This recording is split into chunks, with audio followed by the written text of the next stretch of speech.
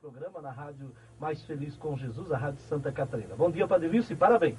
Bom dia, Padre Márcio. Também é uma alegria voltar a essa rádio onde eu tenho vindo tantas vezes e vim nesse dia, que é um dia, creio eu, tão importante, não só para mim, mas importante para o ministério, importante para a igreja, importante pelo trabalho que desenvolvo nesses 20 e tantos anos na periferia.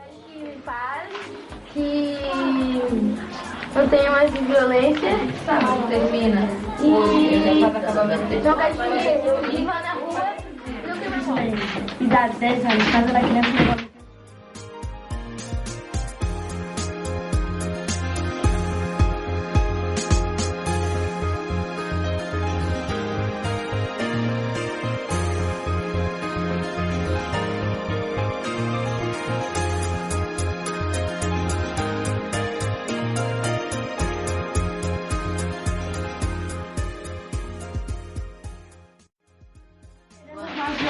No Brasil, principalmente Lula, por favor, aumentar o salário mínimo, porque com esse salário mínimo o povo que está doente não consegue o dinheiro para comprar remédio, porque o salário que o povo recebe só dá para fazer as compras, porque sem a alimentação o povo não vive. Por favor, botar mais postos de saúde perto de bairros e cidades pobres que não têm condições de pegar ônibus porque são muito pobres que não têm dinheiro.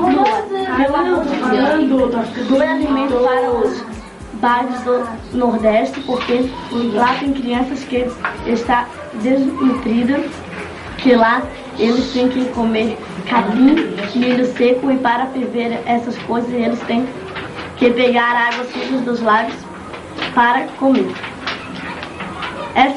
Essas mães não têm mais condições de comprar alimento, porque eles não têm dinheiro, então doe alimentação para o Nordeste, por favor. Se você doar alimento para o Nordeste, vai ser o presente melhor da vida deles lá.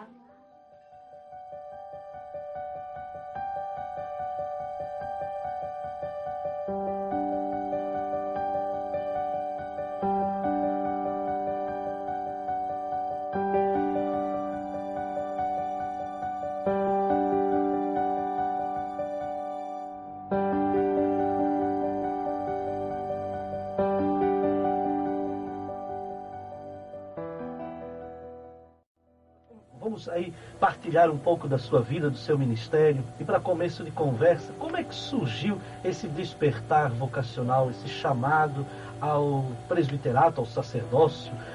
Como é que o senhor sentiu o toque de Deus na sua vida?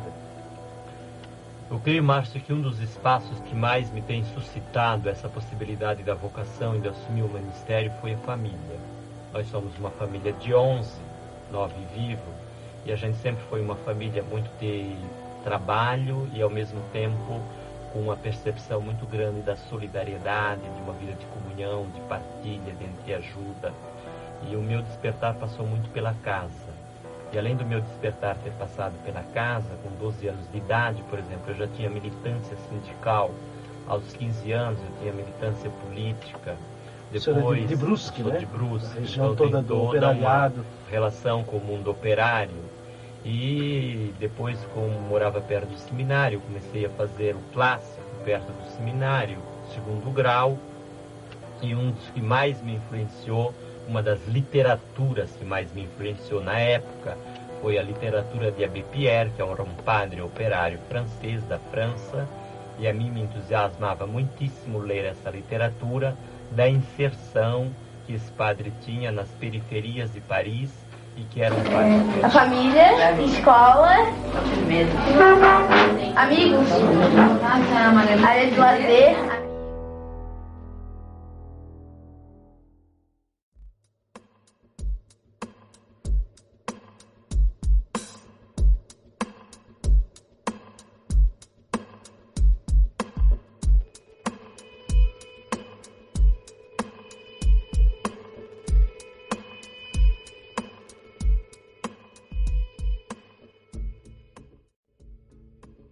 Naquele caldo final do período da ditadura e da abertura política, Eu logo tive grandes envolvimentos com questões sociais desde a minha infância, minha juventude, e a filosofia tem me influenciado muitíssimo para a questão social, tanto quanto a teologia, porque eram anos 79, Puebla, um caldo forte na Igreja da América Latina, a comunidade eclesial de base, a teologia da libertação e toda essa questão forte das raízes familiares, do mundo operariado, do mundo dos agricultores, do campesinato, das questões sociais.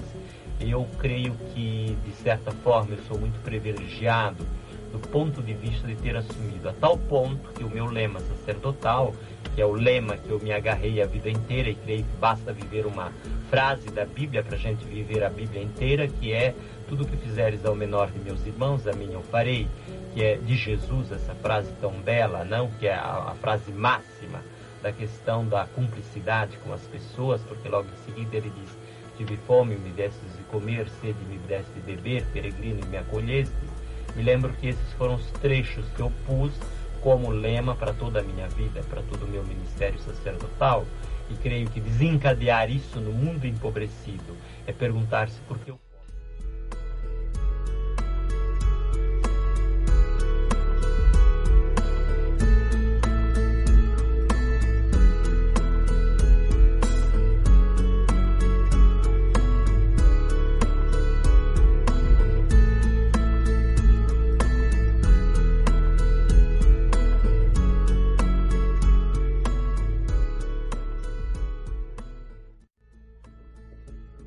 paz, carinho, partilha, amizade, segurança, educação, esporte, lazer livre, alimentação, uma boa moradia.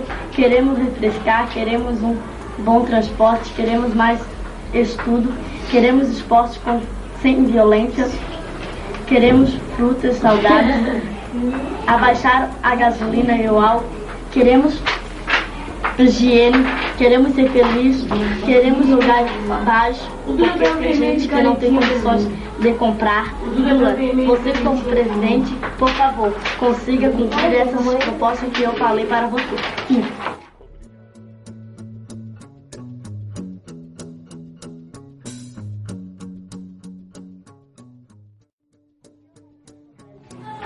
O que eu não quero no Brasil? Eu não quero violência, morte, guerra, pessoas morando na rua, comendo o resto que sobra da comida e eles jogam no lixo. Mas olha.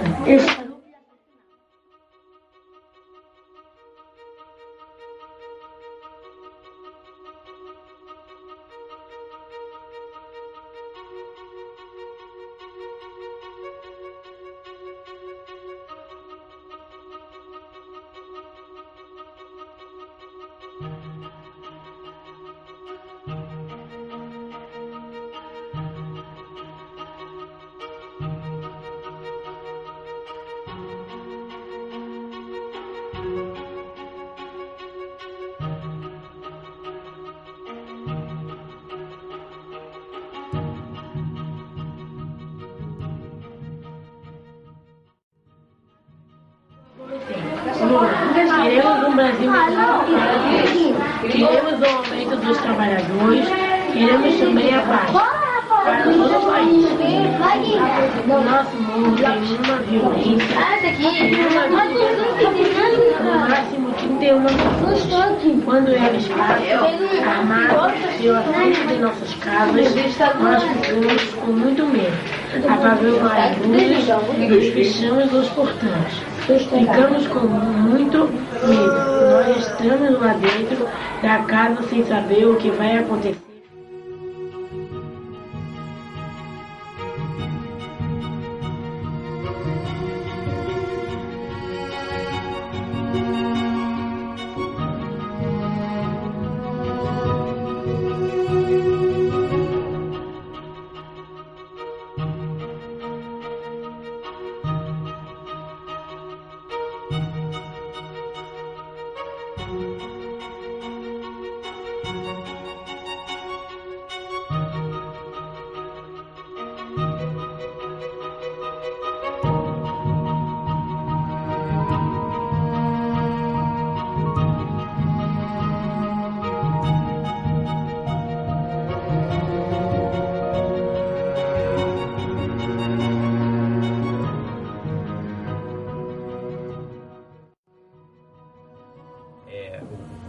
foco do ministério sacerdotal, o foco da nossa vida, é o grito do crucificado. Esse é o foco que eu tenho me dedicado nos 21 anos que eu sou padre, em assumir esse grito. Assumir esse grito significa consequências fortes do ponto de vista, como tu coloca, da dimensão da profecia. Porque no momento que tu traz à tona quem não tem terra, quem está desempregado, quem não vai à escola, quem não tem saúde, quem não tem transporte coletivo, tu emerge, te insere, te encharca dessa realidade, traz essa realidade a uma discussão com segmentos sociais, uma discussão com o mundo político, uma discussão no próprio interno da igreja, sem dúvida tu causa uma questão de estranheza, uma questão de conflito, porque nesse momento tu desestabiliza as verdades construídas. E é doído desestabilizar as verdades construídas. Agora creio que a dimensão do evangélico é exatamente isso, não? Quando Jesus diz ao seu grupo, olha, se eu que fui o mestre, fui perseguido, morto na cruz, quanto mais vocês, os meus discípulos. Eu acredito que quando nós não formos mais perseguidos, é sinal que nós não temos mais a essência do evangelho. A essência no sentido do fermento, a essência no sentido não...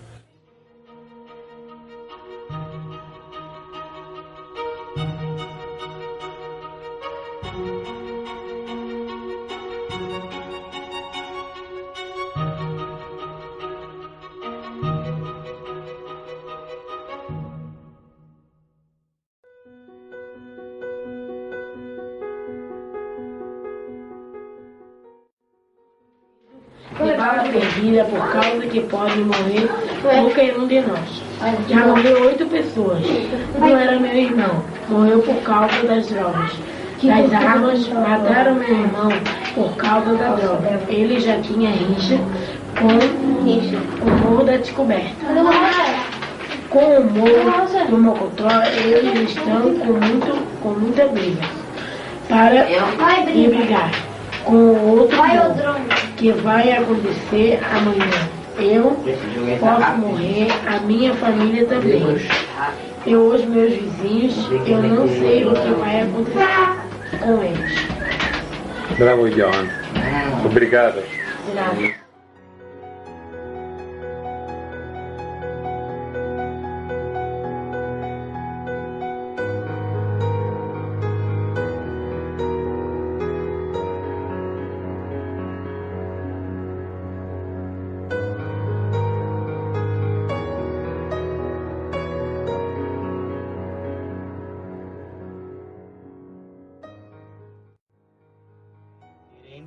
A radicalidade, porque são duas lógicas. A lógica do mercado é a lógica da competitividade. Basta ver que na humanidade nós temos, que é um escândalo, 1/4 incluído e 3/4 excluído. Nós temos nesse Brasil 50 milhões de homens e mulheres excluídos. Essa é a lógica que o mercado exclui de um sistema que é perverso, que é idólatra, que mata. Agora, se nós construirmos uma outra lógica, que é a lógica da justiça social, da solidariedade, da cultura da participação, significa que essa lógica se constata, essa lógica ela vem forte, e quando ela vai no embate com a outra lógica, cria o conflito. Agora, o conflito não deve amedrontar a gente. O conflito não deve ter medo. Creio que todos nós que estamos no trabalho social, uma das coisas que a gente tem de resolver na vida é a questão da morte. É a questão de saber, eu estou nesse trabalho e a qualquer momento eu posso ser ceifado também.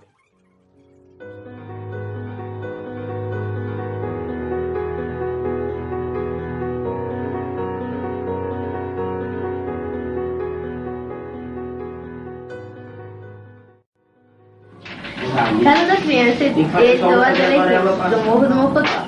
Casa da Criança do aborrecente. Queremos um Brasil melhor.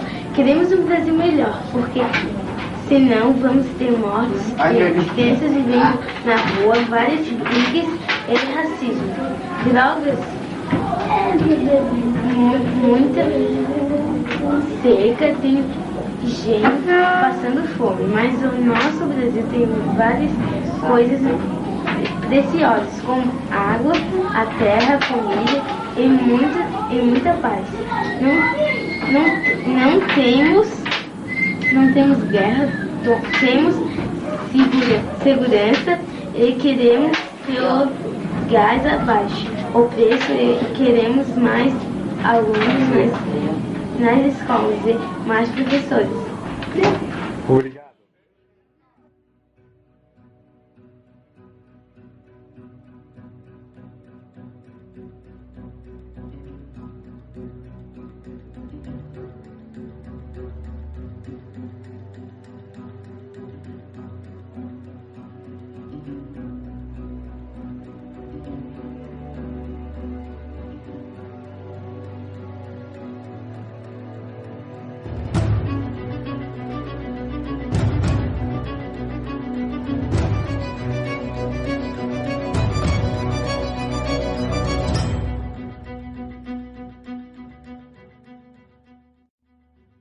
Na linha agora do trabalho, no primeiro momento acho que é uma política regularadora. Tem de dar comida a quem não tem. Agora, a questão metodológica é fundamental. Como é que eu como posso? Sendo até um símbolo exato. Um momento simbólico de alavancar uma nova história aí no próprio país. Eu acho que nós temos de, nesse momento, trabalhar a questão da assistência com a promoção humana. E aqui eu acho que nós temos metodologicamente um know-how muito grande de como fazer isso para que depois a pessoa que vai nesse caminho rompe com o assistencialismo, rompe com a dependência. Porque nós temos de tornar as pessoas sujeitas do seu processo organizativo e não dependente de políticas compensatórias que vão dar comida a mais.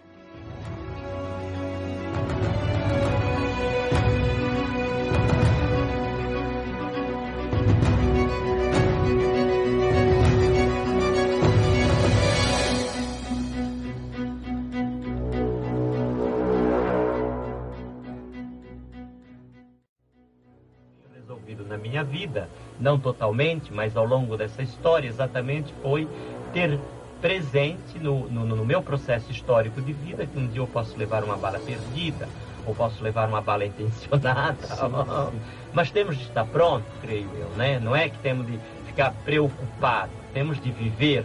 E se nós somos profetas da vida, não? No dia a dia, vai se preparando para dar a vida. Aqui queria te trazer dois elementos que eu acho que são fundamentais no ministério.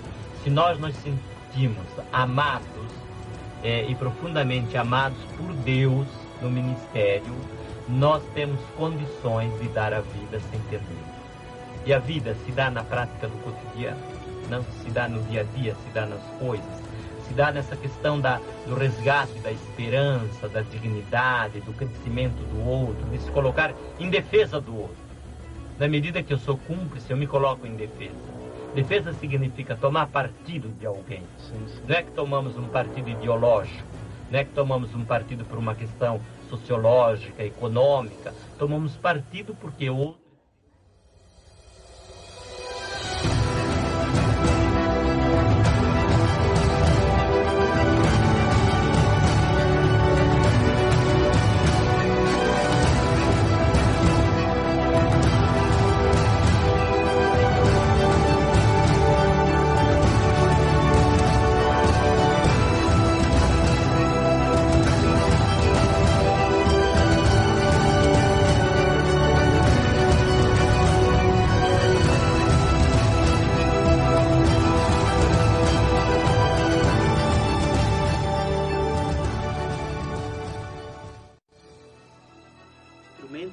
de trabalho.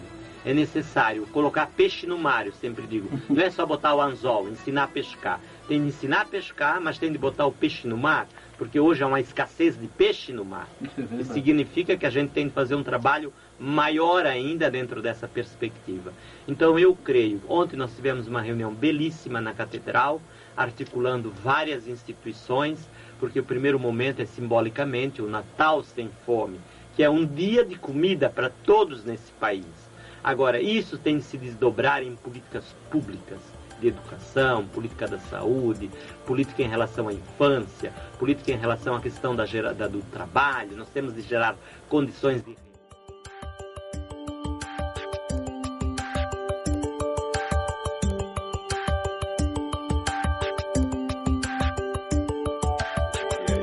Nós queremos sem violência, sem da paz, sem corrupção. obviamente, todo esse movimento vai mexer com o mercado internacional. Quando perguntar, e aí quero dizer uma coisa que eu acho que a firmeza do governo federal nesse momento tem que ser fundamental. E só há mudança se há governabilidade. Não é um governo federal que vai dar condição, ele tem de criar condições de estruturas governamentais. E aí eu acho que a sociedade civil entra com a sua grande contribuição de assegurar, de fiscalizar, de rever, de pensar, porque eu creio que se a gente estancar algumas torneiras da corrupção nesse país, nós temos condições, sim, efetivamente, de fazer grandes coisas, a partir de pequenos gestos, articulado em rede, não? E, nesse sentido, quando se coloca essa dimensão, é importante a gente compreender o que é política de segurança alimentar. Política de segurança alimentar significa repensar o alimento com qualidade para todos os trabalhadores e as trabalhadoras, significa produzir para comer internamente no primeiro momento, significa políticas realmente reguladoras no primeiro momento.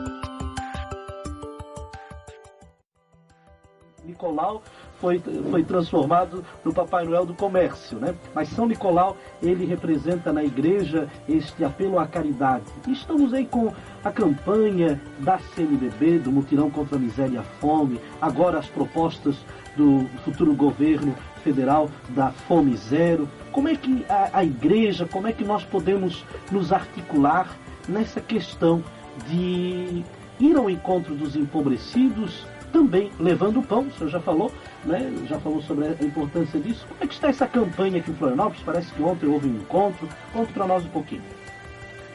Creio, Márcio, que essa questão da campanha que nós, da Igreja Católica, e com o documento da 40ª Assembleia da CNBB contra exigências éticas contra a miséria e a fome, é um documento belíssimo, porque é um documento profético, é um documento propositivo, é um documento que resgata uma profunda espiritualidade em relação ao empobrecido, resgata uma profunda concepção de como a igreja primitiva trabalhava essas questões. Acho que na linha da espiritualidade o documento é belíssimo.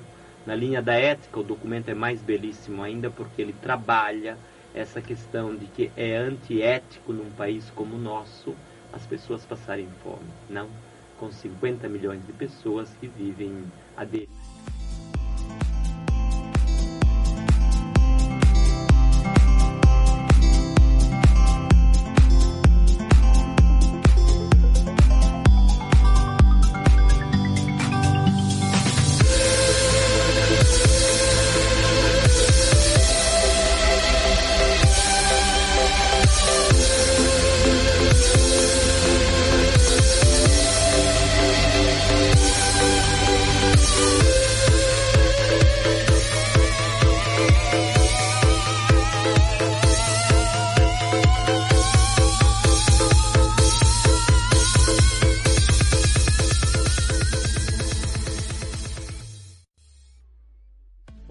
Que nós, da igreja, temos feito ao longo da história, que não é da agora, não?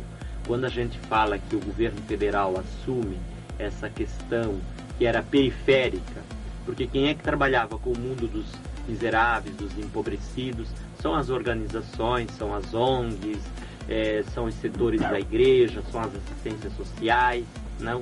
E um passo, creio eu, que a igreja sempre foi uma grande protagonista em relação ao mundo do excluído na América Latina. Basta ver o que significou as comunidades eclesiais de base nesses 30 anos de história da América, não? Basta ver o que significou os movimentos que fermentaram no período da ditadura, os movimentos que saíram à tona nos anos 80. Basta ver um pouco no nosso estado, a grande sementeira que nós fomos no estado com os movimentos sociais, inclusive...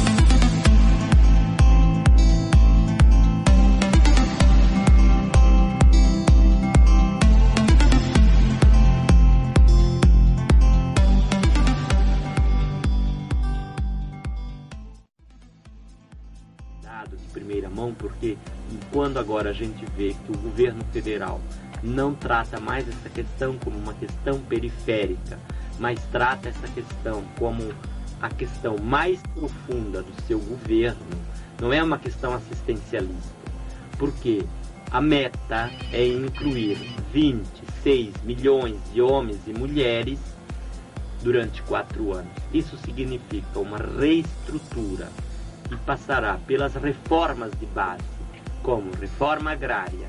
É necessário pensar em reforma agrária se eu quero incluir. É necessário pensar numa reforma tributária se eu quero incluir. É necessário pensar numa reforma judiciária se eu quero incluir. É necessário pensar numa reforma política se eu quero incluir.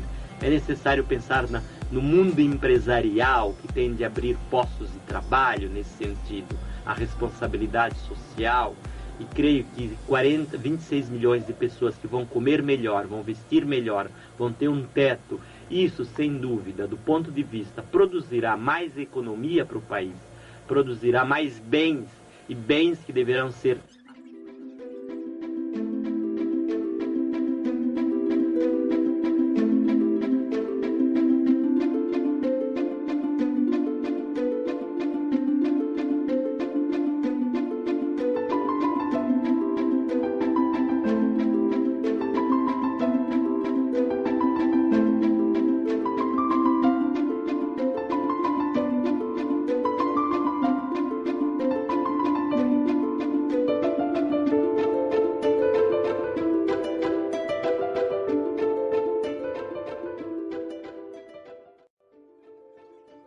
deixar o meu irmão numa carência, num desprovido dos seus direitos. Então, esses embates são comuns ao longo da história, mas eu acho que são embates que foram necessários, embates em que a gente cresceu, embates em que a gente criou muitas pontes dentro dessa cidade hoje em dia, não embates hoje onde a gente é chamado para falar, onde 10 anos atrás a gente era colocado, rechaçado, era colocado como comunista, como subversivo, como distante. Dom Helder diz uma coisa belíssima que eu sempre gostei. Dom Helder dizia assim: quando eu dou comida aos pobres, todos dizem, ele é um grande santo.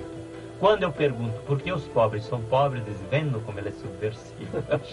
Essa é a contradição belíssima dialética do...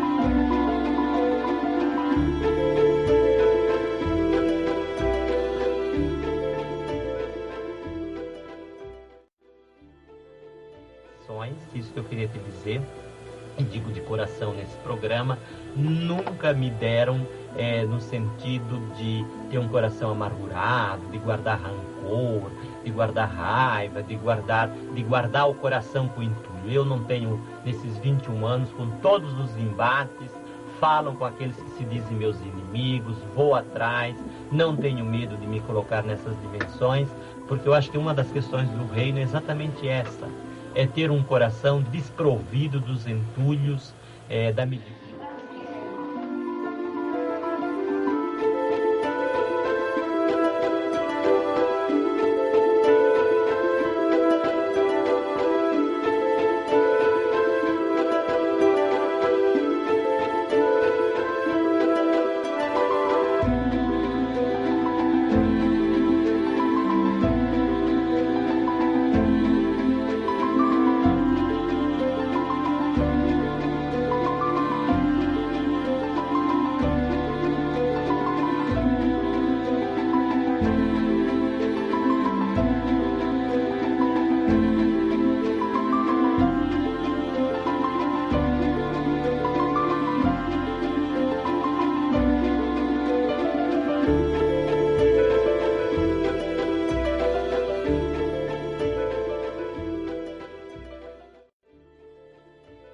Esse projeto dos alimentos sem agrotóxicos entra dentro dessa Esse projeto dos alimentos sem agrotóxicos entra dentro disso. E creio que essa influência, nessa perspectiva ainda da fala que eu estava fazendo anterior, para pegar já o dado do alimento sem agrotóxico, o mercado internacional tem de compreender que o povo nesse país tem de comer de manhã, de meio-dia e de noite. Aqui está a profecia. Aqui está o rompimento com o mercado internacional. Aqui está a questão funda que nós temos de mexer com o Fundo Monetário Internacional.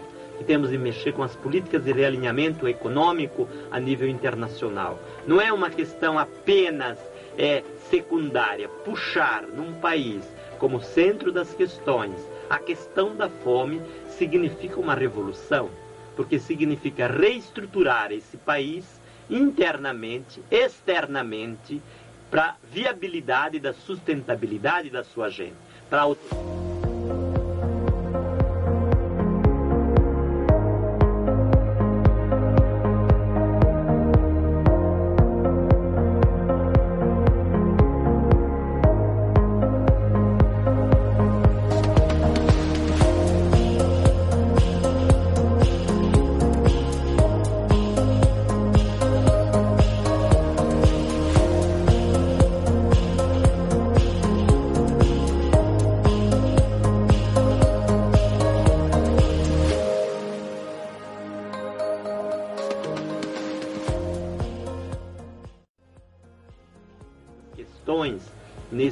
Nessa grande discussão, nós temos de pensar como nós já trabalhamos em Florianópolis.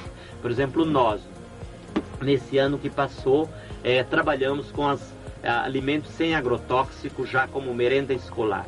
Isso nos deu condição de 47 escolas da Grande Florianópolis, 70 mil crianças ano passado e este ano já comeram, principalmente esse ano, sem agrotóxico, buscando a agricultura sem agrotóxico, agroecológica, nas encostas da serra com a Greco, lá em Santa Rosa de Lima e com outras associações. Então, isso significa manter o trabalhador no campo, dar condição dele poder cultivar pequenas lavouras, redescobrir de novo todo um passado que ele tinha, romper com o agrotóxico e nós da cidade comermos melhor. Eu acho que nós em Florianópolis temos de salvar a água, porque nós bebemos água de 5 rios, que vem lá de cima, de 30 mil pessoas, que tradicionalmente só aprenderam a trabalhar com agrotóxico e que pode efetivamente trabalhar sem o agrotóxico. Agora, isso dá uma demanda que nós da cidade temos de aprender a comer sem agrotóxico.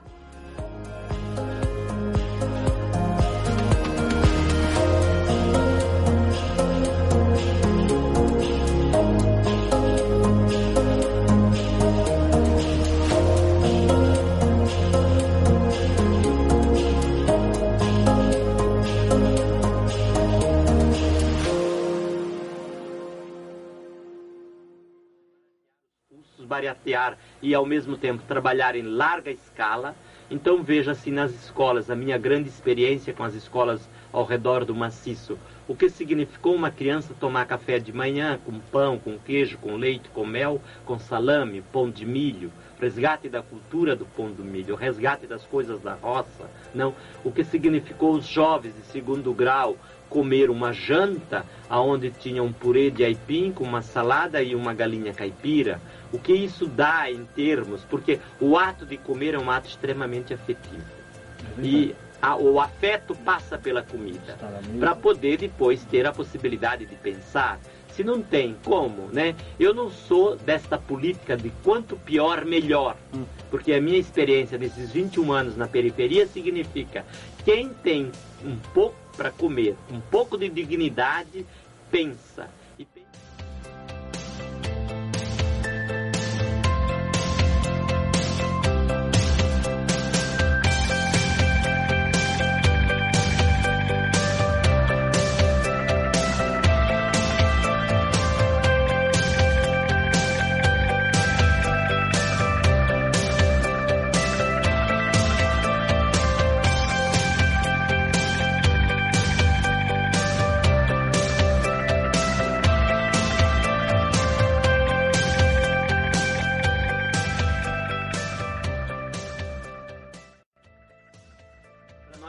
fundamental essa distribuição. Então veja que dá de conjugar o campo, e eu acho que aqui nós temos, e eu conversava ontem, a importância da gente construir os territórios da relação campo-cidade e propostas concretas de serem embasadas para combater a fome na cidade e combater a fome no campo, porque o campo é desprovido de instrumentos que não dão condição para as famílias poderem trabalhar, não?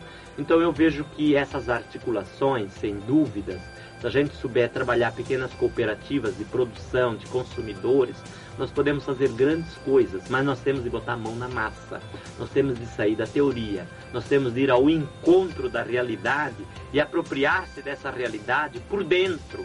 É uma cumplicidade por dentro. Não é mais possível que nesse século, nesse país, a gente tenha criança que é morta no dia a dia, assassinada, criança de rua, criança estuprada, criança que é colocada no turismo da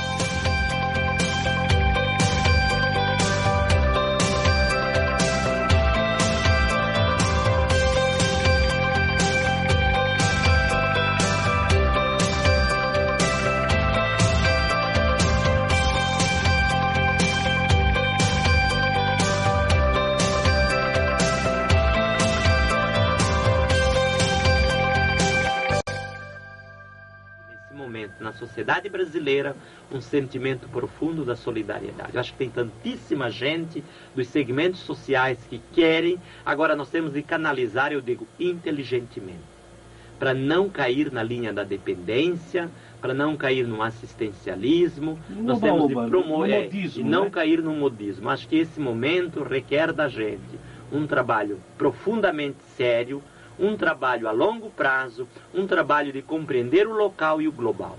E compreendê-lo politicamente, não compreendê-lo apenas de uma forma qualquer caritativa. Então acho que nós da Igreja Católica temos, sem dúvida, com as igrejas irmãs, que ao longo da história fizemos um trabalho altamente ecumênico, com os terreiros de candomblé de Umbanda que eu trabalho há 21 anos, a gente tem condições efetivamente de fazer um trabalho belíssimo do ponto de vista na Grande Florianópolis.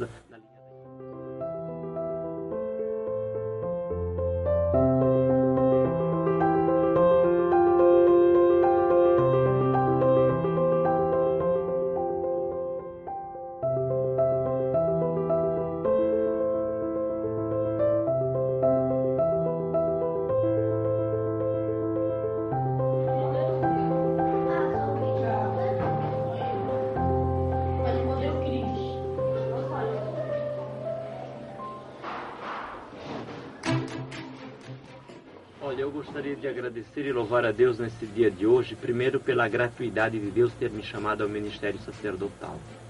Porque se nascesse de novo, voltaria a fazer tudo de novo. Amém. Como eu penso que em 2006, penso eu, de partir para uma outra missão, se tudo der certo, não começar tudo da estaca zero, porque a vida para mim é itinerante. O segundo momento que agradeceria, porque eu tenho uma espiritualidade da itinerância, que é a espiritualidade do discipulado. E creio que é isso que me alimenta na prática do cotidiano. E as questões que dão alegria nesse processo todo é de saber que a gente pode servir. Eu acho que agradeço a Deus, porque Deus me tem dado um carisma, Deus tem me colocado em contato com a população mais empobrecida, tem me aberto essa luz de possibilidade para que eu desenvolva o meu ministério dentro disso. Respeito todos os ministérios, Então essas são questões assim.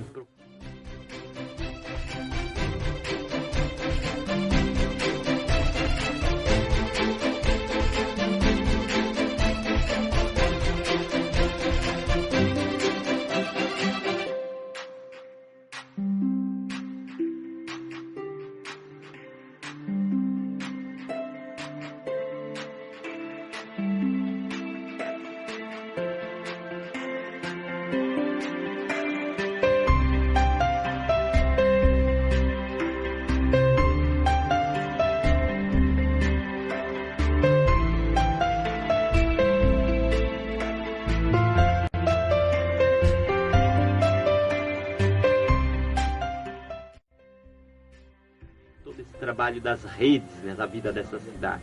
Os colégios católicos de maneira muito particular com quem tenho trabalhado, nos colégios laicos com quem tenho trabalhado, as relações com o mundo político, com o mundo do econômico.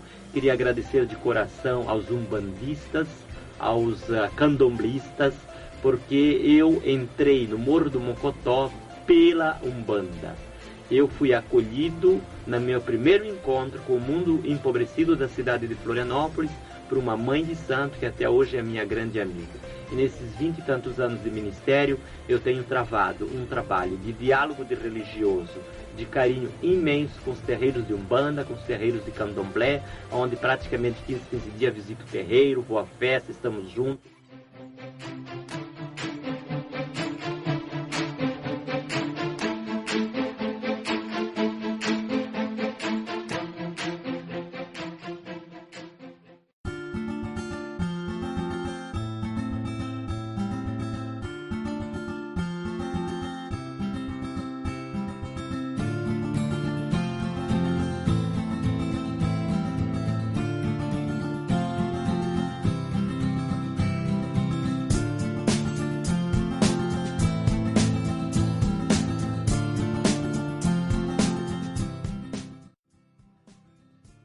As igrejas irmãs. Eu tenho trabalhado muito com os irmãos de igrejas presbiteriana, luterana, metodista, anglicana, e tenho trabalhado também com as grandes religiões como o mundo budista e o mundo hinduísta. Então acho que nós hoje, Márcio, como católicos, não como seguidores de Jesus, mas nós temos de ter um coração aberto para concretizar o testamento de Jesus, que todos sejam um. Eu acho que essa é a grande meta do reino, é a grande meta pela qual eu sou muito feliz, pelo qual eu sou muito feliz na vida sacerdotal, nesse tempo todo.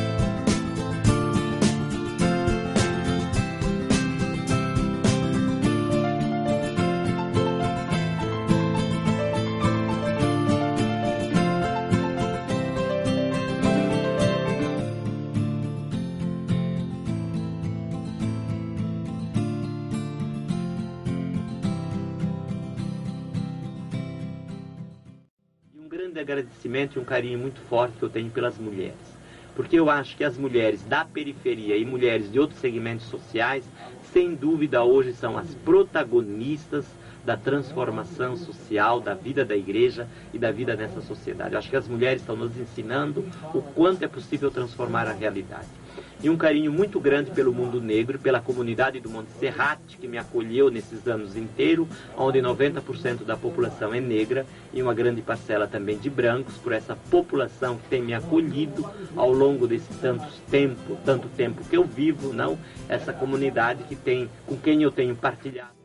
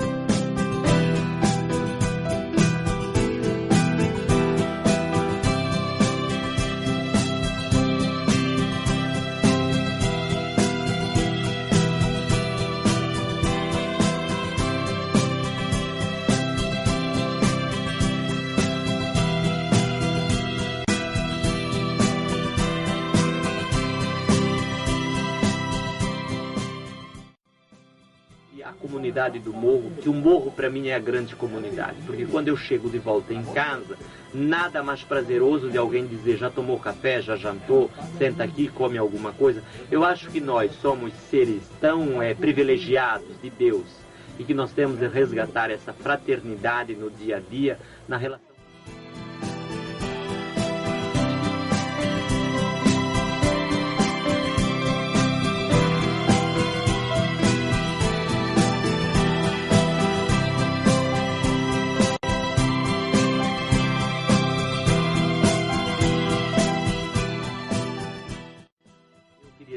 celebro hoje à noite, às 19h30, na comunidade do Montserrat, com o apostolado da oração, que tem mais de 100 mulheres no apostolado, não? E creio que ali encerro hoje esse grande agradecimento, esse grande louvor a Deus, por Ele ter me chamado. Não fui eu que escolhi, foi Ele que me chamou, digo sempre. E peço também a oração de todos para que a gente se mantenha sempre com esse vigor, com essa perseverança, com esse grande amor e que a gente não perca nunca a utopia do reino, um coração pedagógico apaixonado, esperançoso, porque eu acho que nós temos de distribuir a esperança, distribuir as graças de Deus que se traduz em possibilidade e qualidade de vida para que esse país seja um país de Deus. Eu acho que nós seremos um país de Deus quando a gente não tiver mais ninguém passando fome. Aí o reino, diríamos assim, ele tem sinais visíveis. E o reino está aí, está acontecendo, está se concretizando na prática do dia a dia. Então agradeço a oportunidade de vir bater esse papo contigo, a todos os ouvintes, a essa rádio.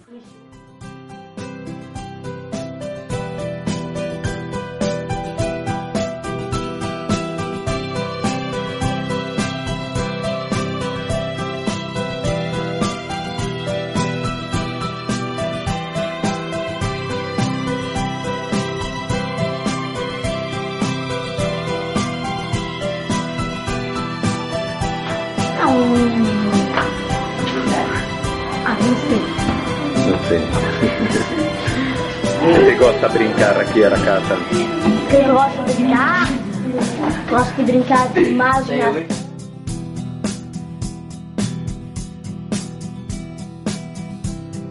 Gosto de brincar com que letra começa.